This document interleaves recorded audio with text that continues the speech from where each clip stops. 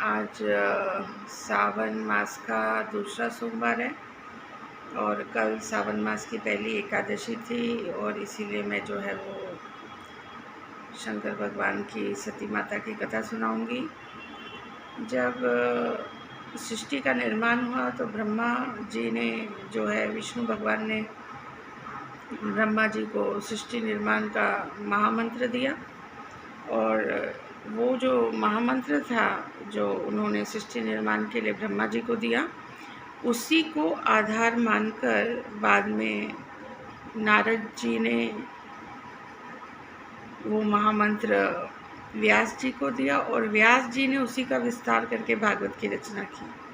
तो सृष्टि का निर्माण जो है वो भगवान ने कहा कोई भी कर सकता है अपनी इच्छा शक्ति से, अपनी संकल्प शक्ति से, लेकिन उसको अपने अहंकार का त्याग करना पड़ेगा। तो ब्रह्मा जी ने इस बात को समझा और अपनी संकल्प सृष्टि से, अपनी मन की शक्ति से, अपनी इच्छा की शक्ति से सृष्टि का निर्माण किया। और सृष्टि का निर्माण जैसा जैसा हुआ उसकी पूरी कथाएं हैं। और उस सृष्टि के निर्माण को आगे बढ़ाने के लिए उन्होंने सनत कुमार, जो ब्रह्मा जी की प्रथम संतान है, उनका बनाया। सनत कुमार ने कहा कि भाई हम तो ब्रह्मचारी रहना चाहते हैं और हम विवाह करके आगे पुत्र पौत्र उनको बढ़ाना नहीं चाहते हैं, तो हमारा इसमें कोई योगदान नहीं होगा, हम हरि नाम का संकीर्तन करेंगे। नारद जी ने भी यही कहा। उसके बाद प्रजापति जो ब्रह्मा जी की संतान है वो सृष्टि के निर्माण के लिए तैयार हो गए और प्रजापति जी का विवाह हुआ और उनसे उनको कन्याएं हुई। 27 की 28 कन्याएं हुई। उनमें से अधिकांश कन्याओं को विवाह जो है वो कश्यप ऋषि से हुआ। तो उस समय जो भी ऋषि मुनि होते थे, अत्रि जी थे और वशिष्ठ जी थे और कश्यप थे, भारद्वाज थे, जितने भी ऋषि थे, तो प्रजापति की कन्याओं से उनका विवाह हुआ। और उसी से आगे ये जो हमारी अभी रचना चल रही है मनुष्य की, वही चल रही है।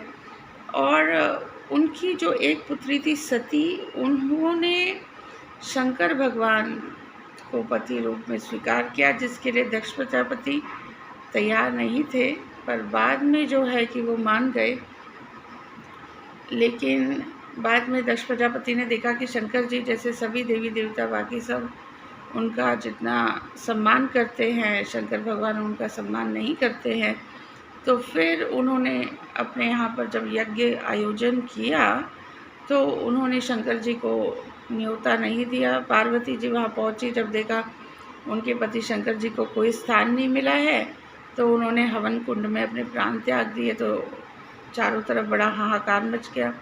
शंकर जी को जब पता लगा सती ने हवन कुंड में प्राण त्याग दिए तो उन्होंने अपनी सेना भेजी, जिन्होंने प्रजापति और जितने भी महाराजा महाराजा और जो भी थे लोग, उनका संहार किया। प्रजापति का सिर जो है वो अलग कर दिया उसके धड़ से। और बाद में जब सभी देवताओं ने क्षमा मांगी तो फिर वो किसी एक पशु का सिर प्रजापति के सिर में लगाया और प्रजापति ने भी क्षमा मांगी।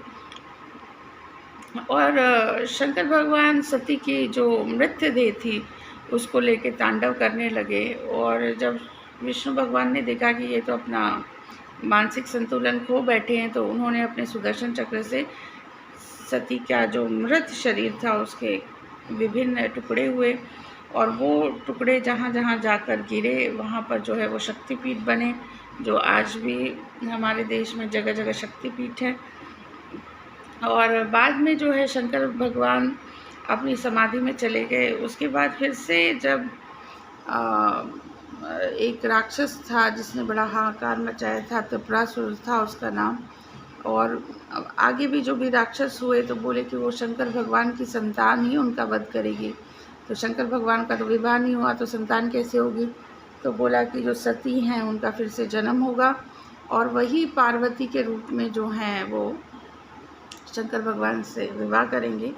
तो स्वधा जो पुत्री थी प्रजापति की, उनका विवाह हुआ था अग्नि देवता से, स्वधा का विवाह। और उससे उनको 3 पुत्रियां हुई थी, मैना, धन्या और कलावती। मैना, धन्या और कलावती, मैना का विवाह हुआ गिरिराज हिमालय से, जिससे उनको पुत्री हुई पार्वती। और धन्या का विवाह हुआ जनक जी से, जिससे हुई उनको सीता माता। और जो कलावती थी उनका विवाह हुआ वृषभानु से, जिससे उनको हुई राधा। और बाद में पार्वती माता ने फिर से घोर तपस्या की शंकर जी की, और उनका विवाह शंकर जी से हुआ। और जनक की पुत्री सीता माता का विवाह राम जी से हुआ। और जो वृषभानु जी है उनकी पुत्री राधा का विवाह कृष्ण जी से हुआ। और इस तरह जो शंकर जी हैं, राम जी हैं, कृष्ण जी, ये हमारे पितरों की श्रेणी में, पार्वती माँ, सीता माता, राधा माता, ये हमारे पितरों की श्रेणी में आ गए, क्योंकि जो स्वधा का अग्नि देवता से विवाह हुआ उसी के हायरार्की में ये आते हैं। और इनका नाम, पूजा अर्चन, हवन, यज्ञ करने से, खास करके कृष्ण पक्ष में सावन के, हमारे पितरों का उद्धार होता है, सभी देवी देवताओं का उद्धार होता है। बोलिए शंकर भगवान की जय, बोलिए राम भगवान, बोलिए कृष्ण भगवान की जय।